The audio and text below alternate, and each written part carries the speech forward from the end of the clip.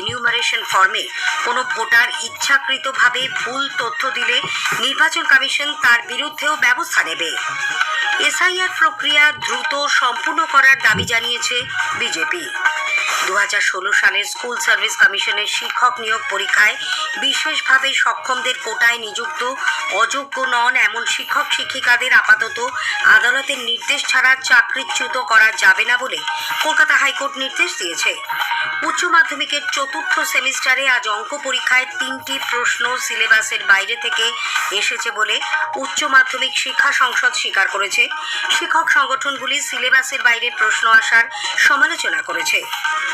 চিরাচরিত ধর্মীয় মর্যাদায় আজ ঠাকুর শ্রী রামকৃষ্ণ পরমহংসদেবের 191তম জন্মতিথি উদযাপিত হচ্ছে। পবিত্র রমজান মাস আজ শুরু হয়েছে।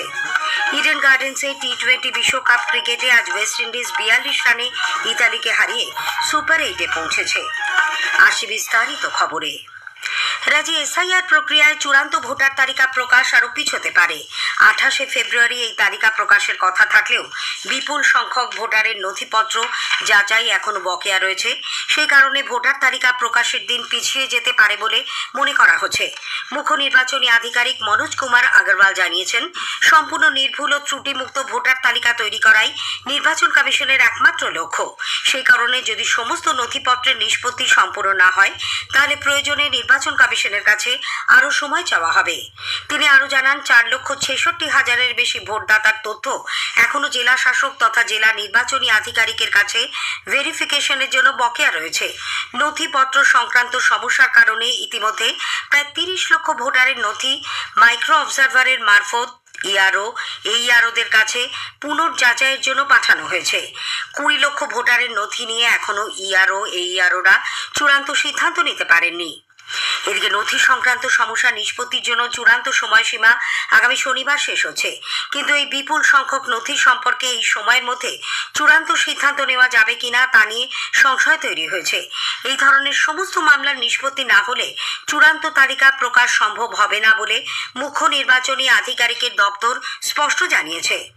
এদিকে এসআইআর এর এনিউমারেশন ফর্মে কোনো ভোটার ইচ্ছাকৃতভাবে ভুল তথ্য দিলে নির্বাচন কমিশন তার বিরুদ্ধেও ব্যবস্থা নেবে বলে স্পষ্ট জানিয়েছে একটি প্রতিবেদন।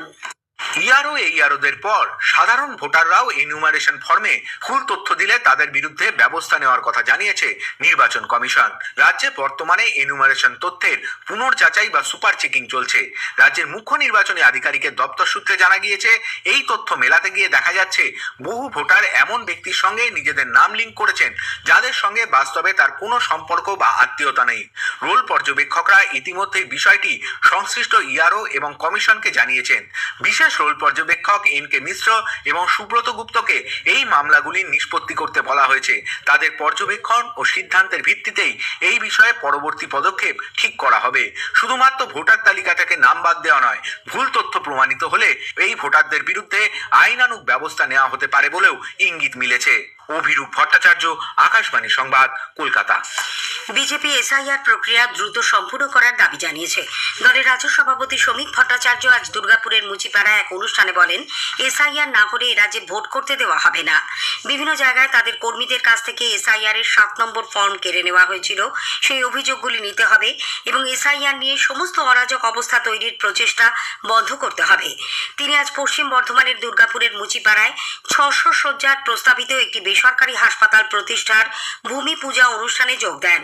পরে কুলটিতে এক সভায় শ্রমিকবাবু বলেন, তৃণমূল কংগ্রেস দুর্নীতির প্রশ্রয়দাতা।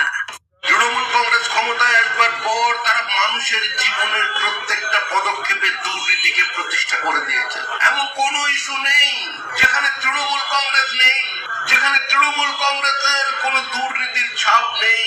একটা অদ্ভুত পরিস্থিতি পশ্চিমবঙ্গে তৈরি হয়ে গেছে। এদিকে বিজেপির মুখপাত্র দেবজিৎ সরকার বলেছেন, নির্বাচন কমিশন যেসব সরকারি কর্মচারীর বিরুদ্ধে ব্যবস্থা নিয়েছে তাদের নির্বাচন শেষে পদোন্নতি দেওয়া এবং চাকরিতে পুনর্বহাল করা হবে বলে মুখ্যমন্ত্রী যে ঘোষণা করেছেন তা সংবিধান বিরোধী। এর জন্য মুখ্যমন্ত্রীর বিরুদ্ধে ব্যবস্থা নিতে বিজেপি নির্বাচন কমিশনের কাছে আর্জি জানাবে। বিরোধী দলনেতা শুভেন্দু অধিকারী অভিযোগ করেছেন, তৃণমূল কংগ্রেস বিজেপিকে ভয় পাচ্ছে আর সেই কারণেই ওই দলের নেতা কর্মীদের ওপর বিনা প্ররোচনায় আক্রমণ চালানো হচ্ছে। পশ্চিম বর্ধমানের কুলটিতে তৃণমূল কংগ্রেস ও সিপিআইএম ছেড়ে কয়েকশো সদস্য আজ বিজেপিতে যোগ দেন। কুলটিতে এক বেসরকারি প্রেক্ষাগৃহে তাদের হাতে দলীয় পতাকা তুলে দেন বিজেপির রাজ্য সভাপতি শ্রমিক ভট্টাচার্য। এদিকে কাশিয়াঙের বিজেপি বিধায়ক বিষ্ণু প্রসাদ শর্মা তৃণমূল কংগ্রেসে যোগ দেন।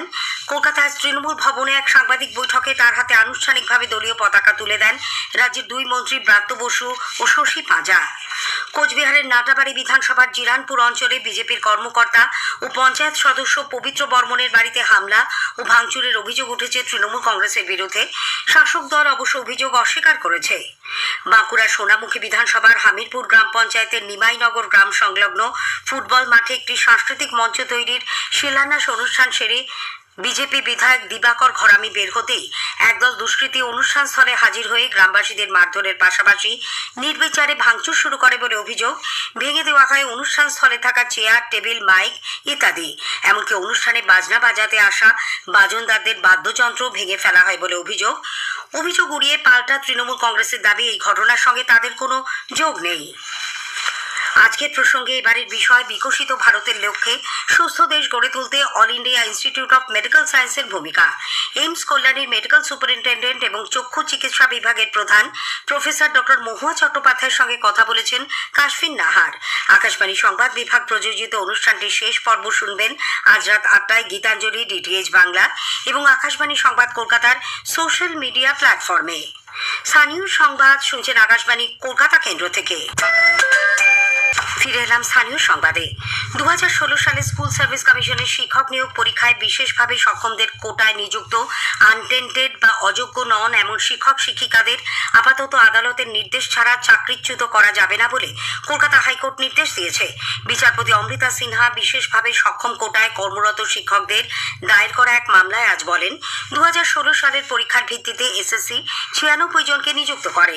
2025-এ এসে স্কুল সার্ভিস কমিশন কিভাবে ওই কোটায় সংরক্ষিত শূন্য পদের সংখ্যা কমিয়ে 58 করল সে ব্যাপারে কমিশন ও রাজ্যকে তিনি নোটিশ জারি করেন। 4 সপ্তাহের মধ্যে এ সংক্রান্ত হলফনামা জমা দিতে হবে। এদিকে উচ্চ মাধ্যমিকের চতুর্থ সেমিস্টারে আজ অঙ্ক পরীক্ষায় 3টি প্রশ্ন সিলেবাসের বাইরে থেকে এসেছে বলে উচ্চ মাধ্যমিক শিক্ষা সংসদ স্বীকার করেছে। সংসদ সভাপতি চিরঞ্জীব ভট্টাচার্য ছাত্রছাত্রীদের অভিযোগের প্রেক্ষিতে জানিয়েছেন, সিলেবাসের বাইরে থেকে আসা 2B, 11B ও 11C এই 3টি প্রশ্নের মোট নম্বর 10।